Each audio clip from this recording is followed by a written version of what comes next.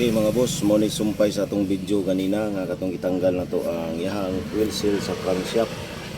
So nataod na to balik ang yahang pulya sa yahang timing belt.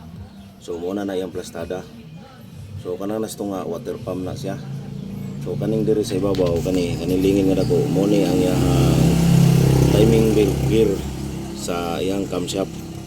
So katong mga beginners nga wala pa nakaagi ni ani. So simple ra kay ninyo, sundan lang ninyo ni nga video, makabuo na mo ani. Di na mo kinahanglan pa nga madto pa mo sa mekaniko aron nga madak-an pa mo gasto. Kung tama-tama lang gid ang inyong budget, sama na ako. Ngay ngani nga tama-tama lang ang budget, ako rin nagtaod-taod. So mo ni diri. Kung nagtipid ka, so makatipid jud ani. Kay di na maka magbayad og mekaniko kay ikaw na malay magtaod. Sundan lang nimo ni kung magtulo man ang imong oil diri sa ubos sa imong engine pan. So posibilidad nga ang timing iyahang kuan ani oil seal sa iyahang camshaft o crankshaft. So luharan ni diri sa tubangan. Simple ra kay nimo natanggalon mga boss. Kay pwede ra na nimo ligwatan og screw. Tanggalon lang nimo na iyahang timing gear. So ligwaton nimo og screw, then pagbalik i-plaster lang nimo pagbalik. Okay na din na. So mo na itong video karon sa pagkuha natong taorag timing belt para makumpleto na. So mo ni mga boss mo ni ang pag-timing nimo ani nga imong tanaw ni kay duha ni ang marker ani mo ni bantayan nimong timing sa taas.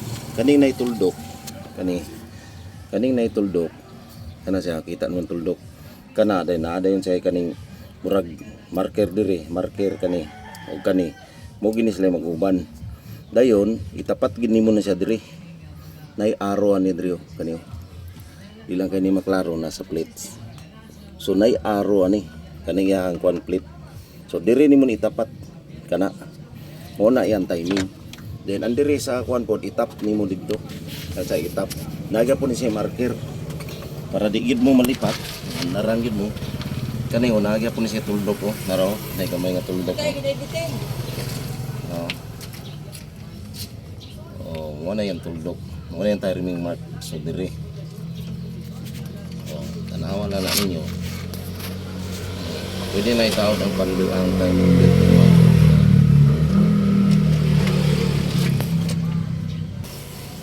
Okay mga boss, nataod na to ang timing belt. So muna na yung itsura. I-check nyo yung timing belt para saan ni diri kani. So ang marker niya kanaw, pakita na kung marker na. O kana marker niya nagtungod na. So wala siya nalihis, kumpleto siya, na marker diri. Nakatap ni siya dito sa transmission. Pero naagya po ni siya marker diri. So muna na inyong subayon.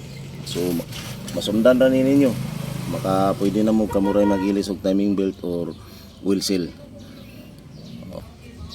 Okay mga boss, mana. Taod na tong cover, pan belt, timing belt, cover. Dayon kanina yung timing belt sa kwan